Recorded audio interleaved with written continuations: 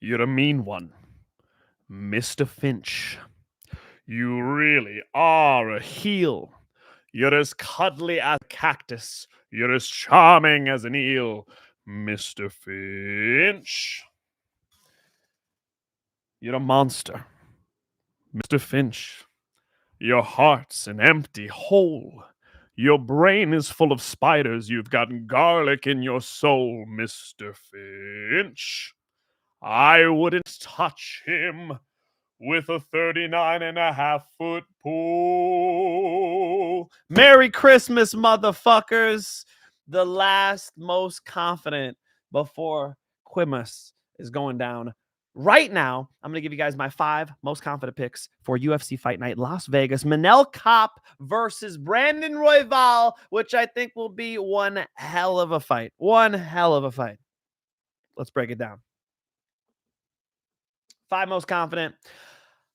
I'll start with the main event, but like, guys, I really have a 4 most confident here. I'm going to go Manel Kape, but I think Brandon Royval is going to give him a tough fight. I think the height difference is going to play a factor. I think the output of Brandon Royval is pretty high. He'll probably, make this thing go 5 rounds, but Manel Kape hits harder. I'll break it down in more depth. Manel Kape. These other 4, these are the obvious most confident. It took me a while to get that 5th one. I'm going to go Kennedy Nzechukwu over Marcus Buchecha Almeida. I'm going to go César Oleksiejczuk over César Almeida. I'm going to go JoAnderson Brito over Melsik Baghdasaryan. And then I'm going to go with Yaroslav Amosov over Neil Magny. Not the easiest names, but some of these are pretty easy picks for me. I'll break them down for you. Let's start with the Bellator champ, Yaroslav Amosov. Wait, don't run away. Don't run away. Wait, come back. They ain't doing them like they did the other Bellator champs. Okay? They ain't doing them like that.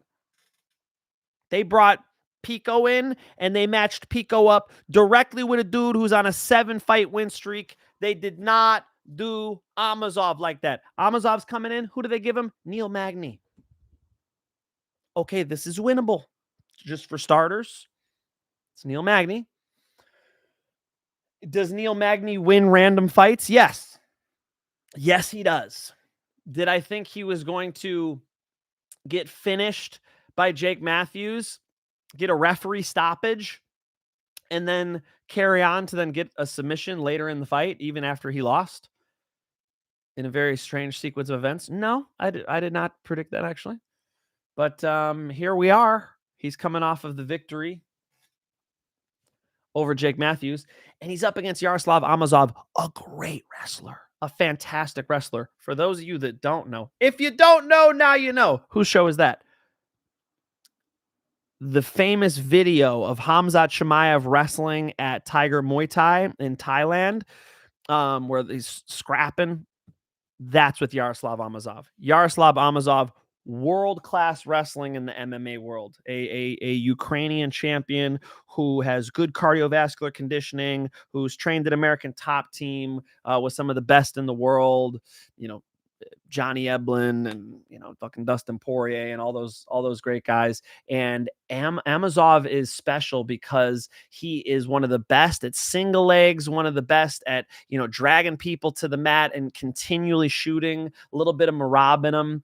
And I think the wrestling advantage is going to be massive. It's not a style of chaos like a Pico, or a style where the jiu-jitsu's, sharp for patchy mix, but the striking's a little stiff. No, this guy moves his head off the center line pretty nicely, bends his knees, should be a better striker than a Neil Magny, and a much better wrestler and a submission threat himself. So I think Yaroslav Amosov should be a lock against a Neil Magny, although it's his UFC debut. We always have to take a look and say, hey, historically, UFC debuts have been rocky. I think this is a guy who finally got it. He's a fucking prelim on a fight night. Okay? That's how you kick this shit off. Pico went into a co-main event on a big card, that really mattered, pay-per-view, right? Pico was in the spotlight, went out there a little nervous, got chaotic, This is different. This is the right way to bring a guy in if you really want him to be a threat in the division and do well. And I think he will be. I think he will be those things. I think he will crack the top 10, and I think he will get it done against a Neil Magny. He's a veteran of the game already. He's earned his stripes outside of the UFC, and you guys will see the talent of Yaroslav Amosov, a great, not good, great wrestler. JoAnderson Brito over Melsik Baghdasaryan. JoAnderson Brito is just better than Melsik Baghdasaryan, especially at grappling. JoAnderson Brito is so fucking strong and explosive. He'll still be a threat on the feet. And once this shit hits the ground, it should be dunzo. So I think TKO or submission, JoAnderson Brito getting this thing over with. Submission's probably pretty live, some type of a strangle. Melsik Baghdasaryan, pretty good kicker, good on the outside, tricky striker, but clearly has troubles with grappling. And JoAnderson Brito, a black belt in jiu-jitsu, and you could tell, he's very good. He did get held down by Sabatini. He did get, boring decision by fucking William Gomes. Guys haven't been fighting him too well. However, this guy's a firecracker, and I think in this matchup, he's got to be a lock against the Melsik Baghdasaryan. I think he finishes the fight. César Oleksiejczuk over César Almeida. César Almeida, previous victory over Poatan in professional kickboxing, comes over to the UFC a little bit later, a little bit riper, a little older, and we're seeing César Oleksiejczuk, who's young, who is not even in his prime yet, who actually shows good striking, good head movement off the center line, some solid pop on his shots, and double leg takedowns, which I love. The takedown threat is tremendous here because you're up against this pure kickboxer. You threaten with the takedown, he's going to have to be weary of it, and now you got hands and kicks too. I think Oleksiejczuk could take this fight over. I did like the fights that I saw of him doing tape study outside of the UFC. They plaster those logos on the skin, like he's got like a fucking iron on his back. They probably didn't iron it on, but I think you get what I'm saying.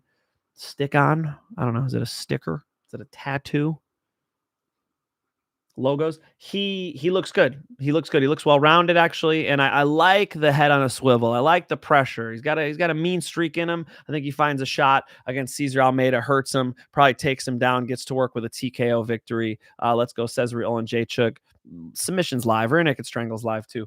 Kennedy Nzechukwu over Marcus Buchecha Almeida. Marcus Buchecha Almeida, I was able to give out Martin Boudet over him, who was like 2-1, 3-1, I think, dog.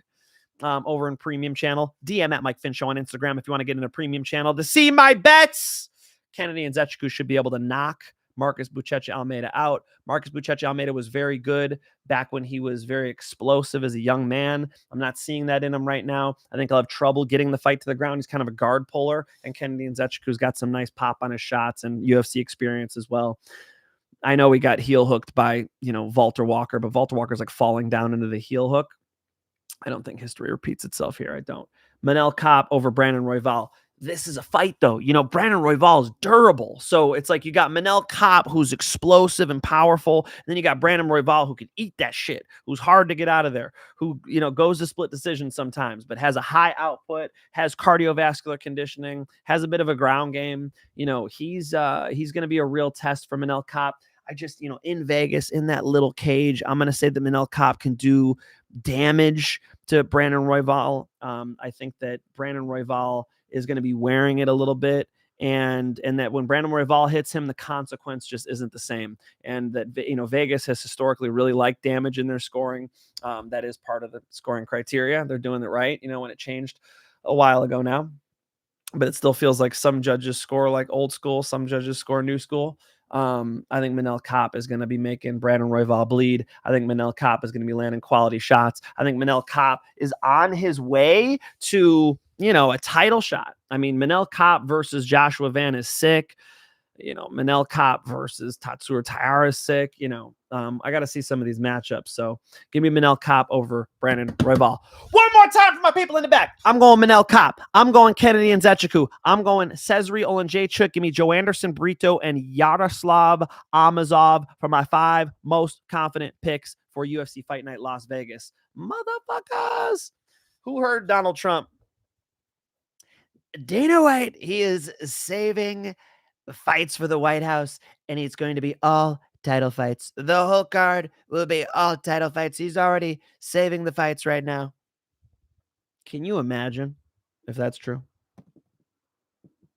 Can you imagine if the White House card was every UFC title?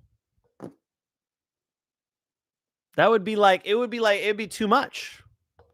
Can my heart take it? You know? You ever feel that with some of these super stacked cards where it's like, I can't wait for this one, and then it's done, and then they give it nothing. Like, oh my God, another one.